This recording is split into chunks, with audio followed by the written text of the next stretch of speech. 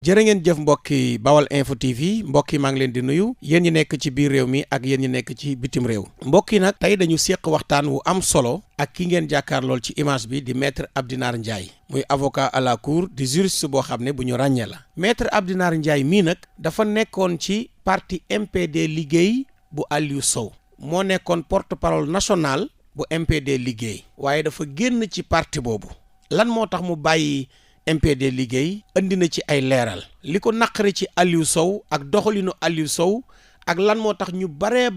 ci ay cadre wan ginnaaw Aliou Sow dellu si na si lan moo tax tamit dem bi Pape Diop dem fekk Macky Sall bettu ko indi na ci ay leeral ndax moom maître Abdinar Ndiaye mii li gën a sooke mu génn ci wan ginnaaw Aliou Sow bokk na ci bi Aliou Sow demee ànd ji ak Pape Diop ci élection législative yi bi mu demee ànd jeeg moom avant élection yi ci la génn ci MPD liggéey bàyyi coalition bokk gis-gis lan moo ko waral ci biir émission bi wax na manque de respect manque de considération bi nga xam ne moo nekk ci Aliou Sow wax na ci Pape Diop dellu si Aliou Sow waxtaan wu am solo la ñu seq tey man ak moom di maître Abdinar Ndiaye di avocat à la cour taxawal parti bu bees tuddee ko RPS rencontre des patriotes du Sénégal. mooy Aliou Sow dafay nit koo xam ni maanaam jàpp na ni maanaam nit ñëpp moo leen gën a yeewu maanaam ci doxalinam dafa jàpp ni nit ñi moo leen gën a yeewu te jamono boo jàppee ni nit ñëpp yaa leen gën a yeewu booba la sa xel maanaam gën a nasax ndaxte dañuy wax ni xel mu rafet bu doon jaay day lamb boo seetee également ci wàllu woowu dafay manque de respect maanaam ñi nga xam ne ñoom lay jëflanteel. loolu man ñu ci bari bi nu quitté dama leen di woo ni leen mais lan moo sabab ngeen di bàyyi parti bi mais dañ may xamal ni ma kii respecté wul kenn.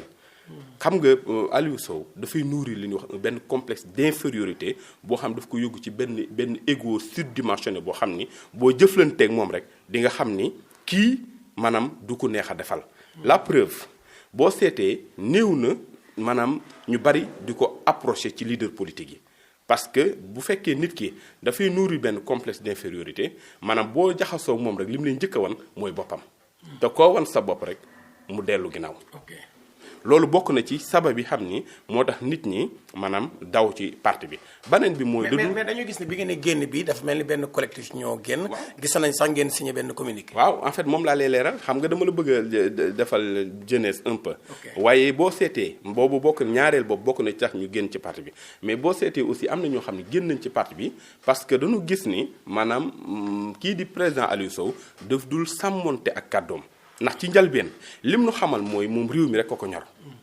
nekk na fi ministre nekk fi député nekk fi lépp donc soxlaatul lu ni mel li koy yitteel mooy naka lay def ba maam jot ci bopp réew mi ngir mën a soppi li fi ne. loolu moo emporté suñu conviction ñu ñëpp ñu ànd ak moom ci dynamique boobu mais li maanaam premier signal bi ñu wan ni moom li xam ni moom la ñuy wax bokkul ak ni muy doxee mooy en 2019 dañu xëy rek bis. mu woote benn kii ni dafay wax benn conseil national ni dañuy waxtaan parce que dañu war a soutenir président de la république mais xanaa boo àndee say nawle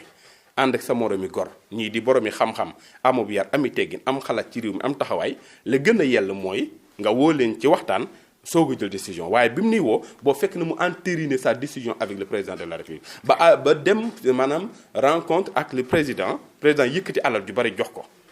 mu soog a ñëw. maanaam pour def les formalités pour mën a dem ci moom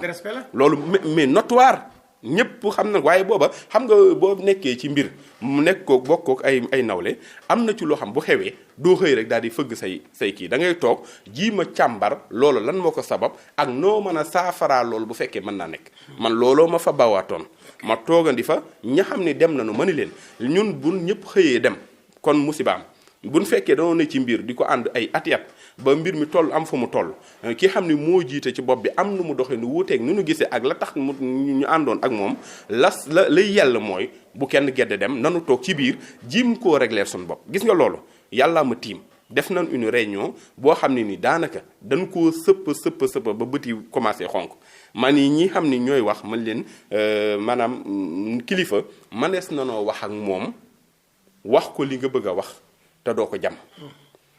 ci loola. mooy 2019 ba nu jugee ca loola. man leen kon nan continuer di dox ak moom xool waaye boo seetee booba ba léegi. da ngeen yaakaaroon na saafara dina ci am. dina ci am dama njortoon ni bu ñu jugee ci loolu remarque yooyu bu ñu ko defee dina jubbanti doxinam waaye dañu gis ni dafa gën a enfoncé wu ci attitude coupable boobu ba pare toog benn moment boo xam ni daanaka parti bi amul benn réunion ba élection ju waaj a jubaat mu daal di commencé yëngal mooy élection locale yi. élection locale yi sëñ Abdou Khadre. man mais maître bala ñuy ñëw ci élection locale yi. 2019.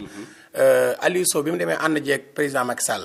après bi élection yi passé dañu gis ne dafa mel ni lu delluwaat. ci opposition bi di wër plateau yu baree bari doon songu président Macky Sall. waaw xam nga lu ko sabab xam nga bu fekkee maanaam xam nga am na ci ay gor yoo xam boo ànd ak ñoom di liggéey. nga xëy effectivement ngir say intérêt personnel nga bàyyi leen fa wuti président ngir intérêt mais suñu borom moo wax ci alxuraan ni maanaam workat. ay pexeem du jub mukk la mu bëggoon. la ko taxoon a jóg. loolu mujjul sotti. moo waral ca ginnaaw ba mu maanaam commencé di sànni ay xeer ak wax jëm ci président de la république parce que lam yaakaaroon. amul loolu moo ko sabab waaye gis nga yooyu yëpp bi mu amee bi nu ñëwee ci élection locale yi wees. élection locale yi man sëñ Abdou Khadre sama yéene doonul woon dem élection boo seetee bi muy dugg ci élection yi day ba juróomi weer moo des ci mbir mi waaye sama ngor mayu ma woon ma toog ndax dama ni man bu fekkee ci parti bi dañ maa jël def ma porte parole nationale maanaam parti bi ni day dem élection la gën a yell mooy ma dem maam xeex ngir la visibilité du parti ba may dem xam naa xel ni maam xëy rek doon maanaam maire Taïba Ndiaye ci juróomi weer lu jafe lay doon waaye sama alal jama boolu ma am lépp toll ci daanaka lu mu jéggi na juróom fukki millions yoo xam dama ko jël investir ko ci population yi ngir seen i jàppale leen ci seen i activité yu ni mel loolu lépp ak maanaam boole ko un projet bu clair boo xam ni wóor na ni buñ ko mettre en œuvre maanaam gox ba ma nekk dina soppeeku ci lu bari te loolu waa gox bi ci boppam ñoom dem ba rendre ci compte loola la tax waaw loola la tax ma def ko mooy c'était pour permettre en fait donc parti bi am visibilité au niveau régional départemental et communal et loolu je l'ai réussi tey jii au niveau de la région de Thiès au niveau du département de Tivaouane au niveau de la commune de Taïba Ndiaye amul kenn koy wax maanaam MPD liggéey te xamu ko ndax man xamul tax ma def ko parce que bu fekkee li xam ni moom la wax dëgg la mooy man sama yéene mooy fexe ba président Aliou Sow nekk président de la République war na maa fexe ba Sénégal ñëpp xam ko. loolu moo nekkoon loolu moo doon sama objectif. mais gis nga Abdou Khadre li gën a naqari ci li ma gën a naqari ci mbir moom gis nga bi ñu paree élection yi wéy ak alal ji ñu ci def. local yi ak doole ji ñu ci def taxawaay bi perte de temps et tout bi résultat yi génnee Aliou Sow il n'a même pas daigné jël maanaam téléphone am ni ma jërëjëf wala waa góor. dégguma ko waxuma santuma gërëwuma encouragé wu ma félicité wu ma. noonu defal nank rek defu non seulement defu ko ci man defu ci que keneen koo xam jëloon na responsabilité boobu ñu bi loolu wooyee man maa jël sama téléphone ni ko président puisque dañu génn ci ay élections li gën a yell mooy nanu woote une réunion d'évaluation ñu càmbar ci liñ demoon ana lan moo ci baax ak lu ci bon. lan moo nu tee atteindre yenn objectifs yi naka lañ koy rectifier pour que élection yi di ñëwaat ci suñu kanam ñu mën koo gën a defar mu ni waaw waaye ba fii may wax yu defu ca dara ba bis mu xam ne élection législative jigéen mu woote benn réunion siège boo xam daanaka comme nam daa doxale rek noonu lay doxale mooy bu ñëwee def conférence jàpp nañ la muy def université loolu la war bu jàkkaarloog ay militants amit loolu rek la war mooy jël kàddu wax ba géex maanaam romb nit ñi jàll toujours pour respecter discipline parti ma dem ci réunion boobu mu ni dafa bëggoon ñu def parrainage parce que parrain kii noonu élection législative dafa laaj ay parrainage ma ne ko par département wala par commune ñaata nga soxla ci parrainage ña fa daje ñëpp man ak samay nawle ma ne na kenn ku ne jël engagement ferme bu demee ci commune am mu fexe ba am 1000 parrain man xoolal la ma wax gor ca wax ja damaa delluwaat Taïba Ndiaye ci diirub ñetti fan pour wax la nit ñi fan ma teg diirub ñetti fan ñu jox ma 1000 parrain yoo xam ni amul doublon amul dara ñoo xam damaa xam seen i wayjur xam leen kenn ku ne ci loo ne ak loo newul ñu jël seen i carte indil ma ko ma def ko ca nañ ko waree dellu jox ko yoo yaakaar naa sax preuve bi mi ngi existé ba léegi. waaw mais maître bi waaye dimbali ma rek bala ngay ñëw ci loolu. yéen bi ngeen jógee ci local yi. taxawaay bi ngeen ci wane ak seen moyen bopp. woowu leen téléphone wootewul réunion d'évaluation. bi ngeen demee ba jub élection législative yi mu woo leen benn réunion. mais bi ngeen dajee ci réunion boobu ndax waxtaanee ngeen fa élection locale yi. déedéet waxtaanu élection législative daanaka amu ca la ko yitteel mooy maanaam li xam ni moom la simm te yàlla dogal li mu dogal ci loolu. gis nga sëñ Abdou Khadre man la ma war lépp def naa ko 1000 parrains laa ko jox mu jël bopp mais li ma gën a naqari mooy bi nu waxee ci loolu ba pare ba ma indi sama 1000 parrains man maa ngi doon xaar mu woote une réunion pour ñu xool naka la ñuy dugg ci élection yi. mu am ànd coalition wala yéen kese mu woo ma personnellement këram ni ma yàlla ma tiim de ni ma man de élection yii ñu jub xam naa dootuñu mën a def maanaam dem seul il faut ñu dem dans le cadre d'une coalition. ma ne ko yow yaay yor boppu parti bi noo ko xalaate wooteel waxtaan ñu waxtaane ko ñu xool kan la ñuy àndal ak naka lañ koy defee. nekkate man fi may wax ak moom ci wàllu woowu mu ni ma moom ci boo ci jataay boobu mu ni ma moom ak fu nu man di dem parti bi maanaam proposition bu mu am yow sa jëmmi bopp lay jiital ci wàllu woowu ndax man nekk naa fi député nekk fi ministre daanaka soxlaatuma ko ku mel ni yow ak ñu mel ni yow ci parti bi lay jiital. nekkate li muy wax ak la xam ni moom la nar c'est diamétralement opposé fekk na mu waxtaan ak maanaam kii ñuy wax maanaam Pape Diop jébbal ko boppam ngir des intérêts crypto personnels ba entériné maanaam benn liste boo xam ne nii ca ginnaaw ba la yëg ni man maa nga ci biir liste ba waaye maa ngi ca 15e position. ma ni waa man naa topp parce que man du ma xëy rek di wax damay topp mbir ba xam ko ma ni mu wax ma ci jataay boobu ni ma dama wuti sa dossier ma dem wuti sama dossier et tout ñëw bi ma ñëwee fekk ko siège yu Pape Diop ma laajte ko ñun ma ñu ngi ci kaw bi ma demee foofu sëñ Abdou Khadre ma ni ko dama ñëwoon doon la indi sama dossier fekk ne fu man ni ma ko fekkee rek laa xam ni am na nu mu jëf ba noppi parce que nag wax dëgg yàlla borom mi xel lanu nit ki am na nu muy toogee yow bu la nungu la sax xool ci ñaari bët nga xam ni kii am na lu mu lay làkk te booba Pape Diop mi ngi toog mais li gën a jafe sax pour wan leen ne kii du kun mën a dénk am réew ndax ku mën a jébbal boppam doomu aadama amul fulla ak fayda défendre maanaam ñi muy àndal parce que jotaay boobu dama ñëw asalaamaaleykum dugg ci biir nuyoo commencé wax ne ko président je me suis déplacé pour 2 raisons d'abord c'est pour vous donner mon dossier mais éventuellement vous donner une liste complémentaire de parrains au cas où nga soxla ko 205 parrains yu ma indiwaatoon ci 1000 yi ma joxe woon pour te ni maam ni ko teg ko fii bu fekkee dafa am doublon ci yenn yi nga mën koo soppi mais tàmbaliwu ma sama kàddu rek Pape Diop fël sama kàddu ni ma boo paree mën ngaa jóg dem waaye imaginer lu mel noonu waaye man yar bi ma yar muyu ma defula ci kawam waaye mënoon na maa def ni doom ni xale yi tey maanaam waxee ak moom ci benn ton waaye defuma ko yàlla def ma suturaal ci jamono jooju dama ko xamal rek ni ko monsieur le président moi je ne vous connais même pas et si je suis là c'est parce que le président me l'a demandé te j'étais venu pour 2 choses et pour votre information je suis le porte-parole national du MPD Liggéey waaye ci diggante boobu Aliou Sow non seulement il n'a pas pris la parole pour effectivement leeral ni kenn man kat ci parti bi laa bokk lii moo ci sama taxawaay ak yu ni mel waaye yëmu sax ci loolu mooy bi Pape Diop di wax yooyu maam jëlu sax ma défense c'est-à-dire xool naa ko ma ni waa mii kii ma bëgg man xeex ngir mu yor réew mi ku mën a jébbal boppam jaay boppam ci doomu aadama ngir effectivement des intérêts crypto personnels kii bu ma ko jugalee ci réew bu nu xeexee ba teg ko ci réew mi day sa ngéem ci jamono jooju nag ci la xam ni war nañu ci li xam ni moo taxoon ñu dugg ci parti bi ci la gën a ràññeeku ci man ci laa génn nag doon xaar ba xam ndax dina ma woo pour leeral ma lan moo sabab attitude boobu ak lan moo sabab mu dem jébbal boppam Pape Diop te yóbbuwu ci ak ñoom te li gënoon a yéen xanaa yéen parti bi MPD Liggéey bi ngeen di dem ci coalition ndax Pape Diop dafa am parti bu tudd Bokk Gis-Gis ngeen amoon parti bu tudd MPD Liggéey pour coalition il faut que ngeen ñëw ngeen dajee ndax li ab parti mooy ñëw yéen tim seen parti ñëw ngeen tudd coalition Bokk Gis-Gis est-ce que ci investiture yooyu ñu naan fii la ñuy dugal diw fii moo ñuy dugal diw est-ce que loolu amoon na benn waxtaan bu dox yéen diggante cadre MPD Liggéey ak cadre yu Bokk Gis-Gis ak yeneen cadre loolu moo amul demal ci njëlbéen damay leeral ça dama la wax ni la wóotuwul benn réunion pour wax ni ñun kat finalement Bokk Gis-Gis la ñuy àndal. ah bon te buñ àndee ak moom it nii lañ fas yéenee doxale ça dañu xëy déggu na dama ci jataay boobu ma dem noonu. maanaam ca bërëb ba doon ak maanaam discipline boobu man ci laa jàngate ci la ma kenn ci ñun xamal ni ma Maître Abdi jërul ngay sonal sa bopp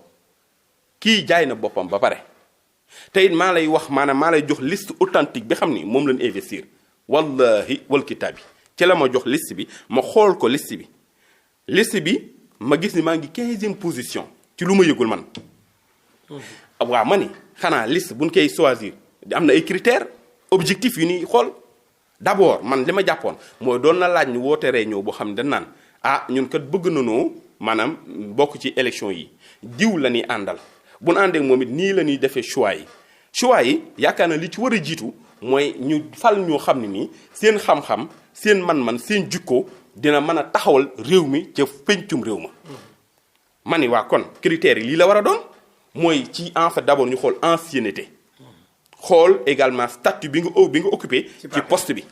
xool maanaam ndax yow sa profil ci xam-xam ak dayo ak jikko mate na ko profil bi mooy aussi au-delà de ça ma ni aussi nanu xool maanaam ki xam ni maanaam moom la ñuy jiital maanaam élection yi ñu wees ndax bokkoon na ca ba mu ca bokkee ban résultat la def ci parrainage yi ñu wees maanaam ban liggéey la ca def yooyu yaakaar naa moo doon des critères objectifs yoo xam ne waroon nañ caa waxtaane tànn ña xam ne ñoo gën a jege loolu ñu jiital leen ngir intérêt réew mi waaye yooyu yëpp amul bi loolu amee nag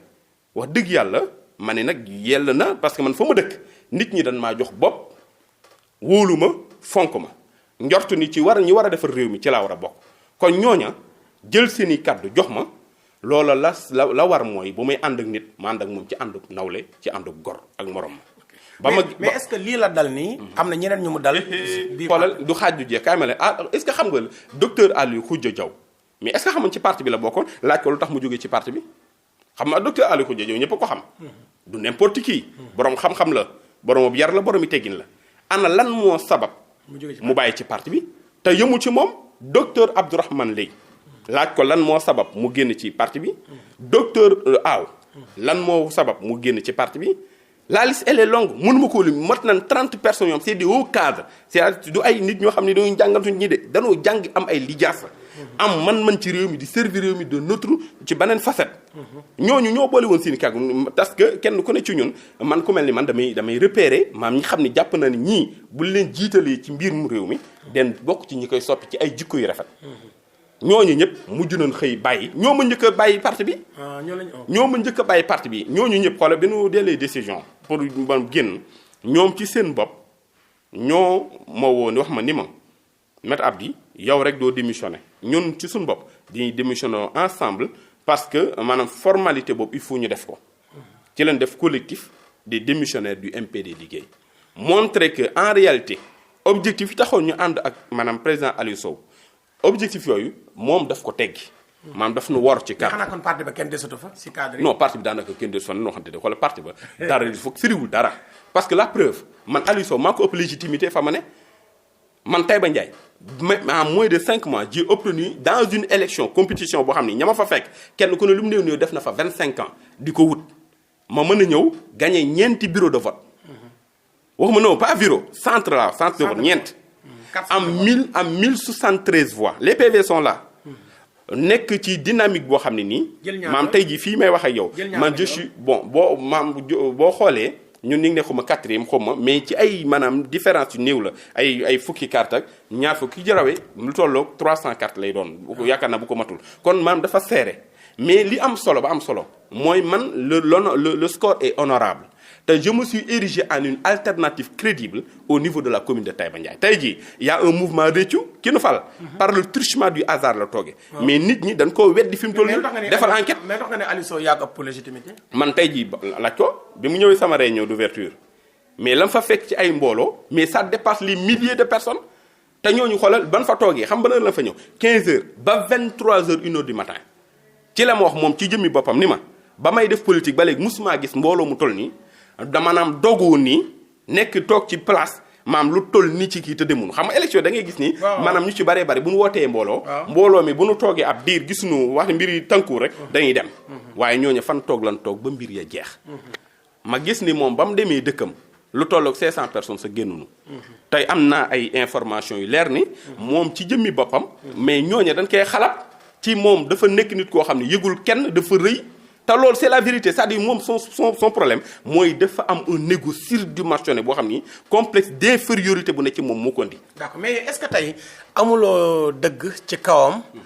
bi bokk gis-gis demee ñoom tamit jébbal seen bopp Macky Sall. waaye ji dama ni loo ca dul ba ca boo caa yaa ca man dama ni man duma koo xam damay xëy rek di wax man je suis respectueux des populations sénégalaises maam rus naa taxaw ci wala toog ci ab émission di wax loo xam ni maanaam safaanu dëgg la gis nga dama wax fii ñu woote ma ci benn émission man leen gis nga kii di Pape Diop ak Aliou Sow lu ma leer moom te xam mooy seen liggéey bi yépp Macky Sall ci moom lañ koy jëmale te li gën a ñaaw xam nga gor du denc kaddu gor du denc kaddu bu fekkee ñi xam ne ñoo ŋànk réew mi maanaam ñoom ñoo sañ a taxaw ci maanaam publiquement wax nit ñi ni leen ñii xam ni moom ñii Pape Diop taxaw na wax carrément ni am na ci parti yoo am c'est des candidats fantaisistes que maanaam Macky Sall la ñuy liggéeyal waaw yow ñu dox ay ñetti fan ñeent yow nga dem jébbal sa bopp Macky Sall ci contexte boo xam ne nii ña la voté la tax ñu voté la mooy danoo njortoon ni yow da ngay opposé wu Macky Sall loolu war la tudd moom la les traîtres